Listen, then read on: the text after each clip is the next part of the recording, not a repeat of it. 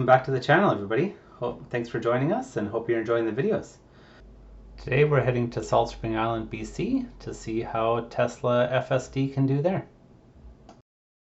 In general, FSD did fairly well on the island. The island claims to be the EV capital of Canada, so I didn't really see too many EVs on the island, but I'll put a link in the description so you can check it out for yourself. We encountered some interesting critters on the island, some turkeys and some sheep, so stay watching the video and see how FSD handled that. So as usual, I'll be playing this video at double speed, and if you'd like to slow it down, you can do that in the YouTube player. I'm experimenting with this scorecard for tracking my drives these days to assign some demerit points depending on the severity of the interaction or disengagement that's required for the vehicle. Let me know what you think of the scoring system. I haven't really seen many people on YouTube do anything like this, and I was hoping to consistently track it so that we can see how the different versions of FSD do over the different rollouts. The first level for one demerit is a minor annoyance without a disengagement to the passengers that you'd like to eventually get rid of. The 3 demerits is a medium annoyance to other vehicles, like lane positioning, requiring an intervention, being too close to the middle of the road, for example, hard braking, making the occupants uncomfortable, something like that, taking a wrong action of some kind on the road. The number 5 demerits is driving against navigation, that type of thing. And 10 demerits is something dangerous, like pulling out in front of a vehicle at an intersection or going through a stoplight. Throughout the video, again, I've put some chapter markers in the description so you can jump to some more interesting sections if you're interested in skipping through it rather than watching the whole thing. I'm also playing around with keeping track of the demerit live score in the center of the screen there. On this drive it won't be 100% accurate because I wasn't really tracking it, so I had to try to reconstruct it after the fact. But let me know what you think of that type of approach, and if we should keep it in the future on future videos. The other thing I'm planning on doing eventually is doing a full FSD report card on this current version once the new version is about to come out. So I'll report on the types of demerits and disengagements we're getting on this one, and then we'll compare it to the next version once that comes out and see which ones are becoming less common as we go. So I won't have voiceover throughout the whole thing. I'll just insert some comments at the chapter markers that I've marked in the description down below. So feel free to skip to those if you're interested, or watch the whole video and you'll hear the clips as we get to them. Enjoy the video. Please like and subscribe if you're enjoying the channel, and share it with your friends.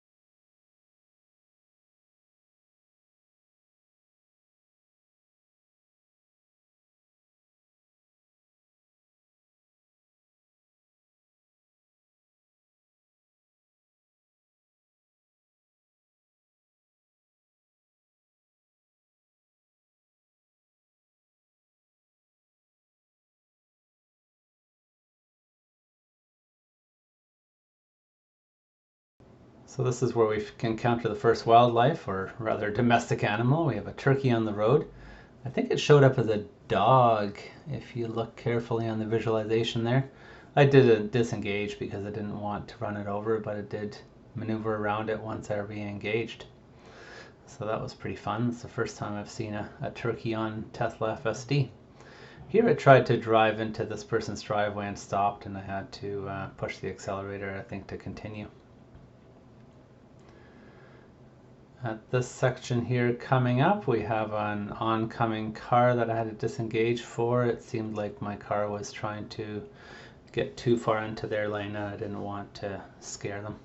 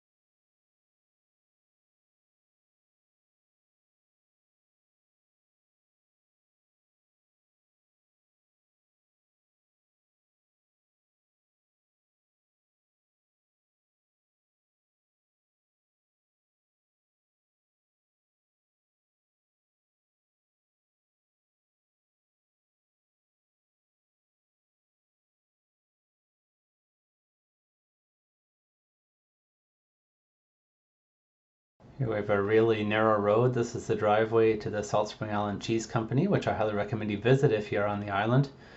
Not really designed for this type of road, of course, but it does drive it, so you can see the types of unusual roads that FSD can actually handle. Of course, when there's oncoming cars with one lane, it doesn't handle that, so I had to back up and get into the little pullout manually.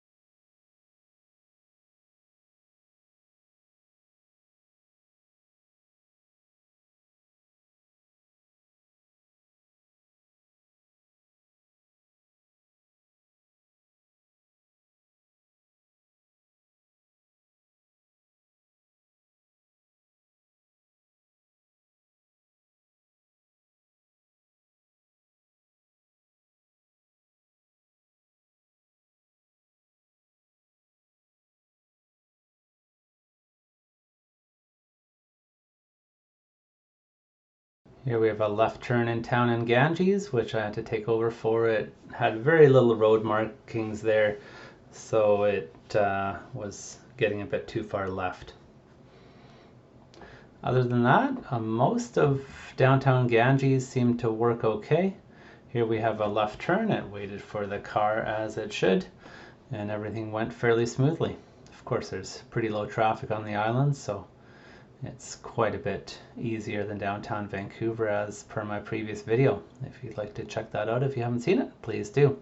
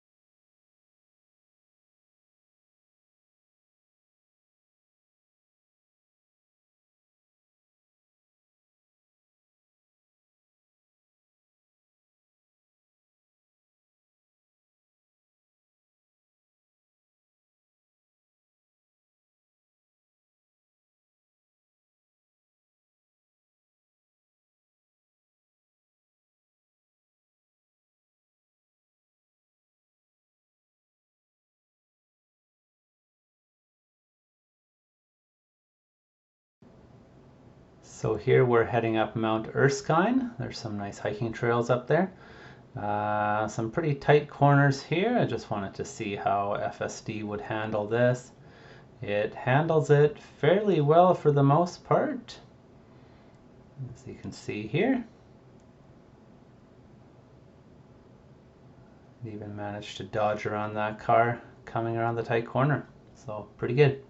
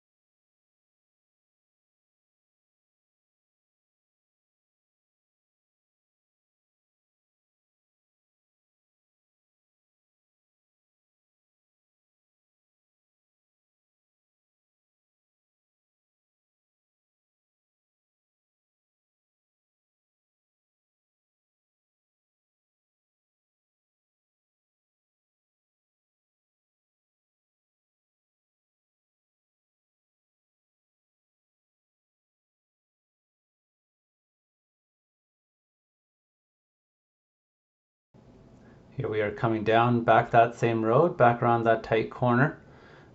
This time again, there was a vehicle coming right in the corner, and it did seem to scare FSD a little bit. It basically stopped in the corner trying to figure out what to do, or at least almost came to a stop.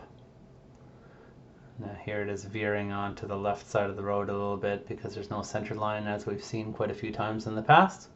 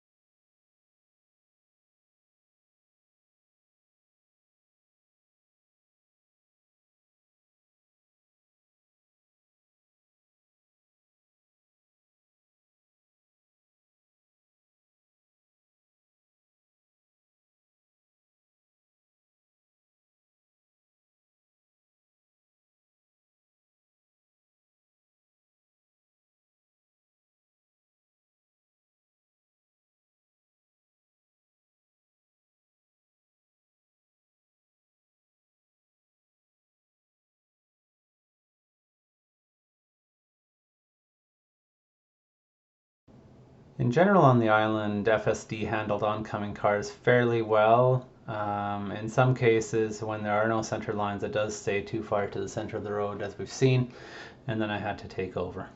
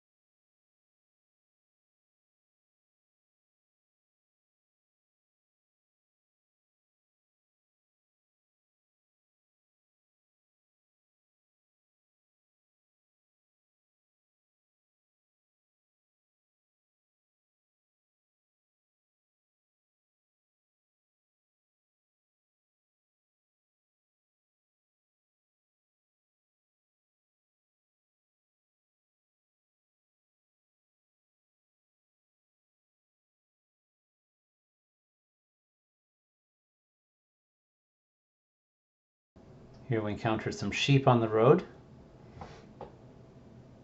The FSD did slow down for them. I again took over probably earlier than I needed to, just to make sure I didn't hit anything.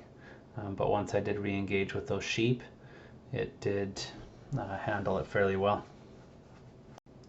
So now that we're almost at the end of our video, we can look back at how this demerit system roughly works. So we have 5 demerits worth 1, 6 times 3, and 0 of the 5s and 10s. So that totals 23 demerits over roughly 80 kilometers of driving on the island here. So that's about 0.3 demerits per kilometer. So that's roughly how I'm trying to track this. Again, let me know if you think the system needs adjusting or if it makes sense. Hopefully we'll eventually get lower. It does, of course, depend a lot on where you're driving, so I might have to standardize the system a little bit to account for rural or urban or city driving or highway driving.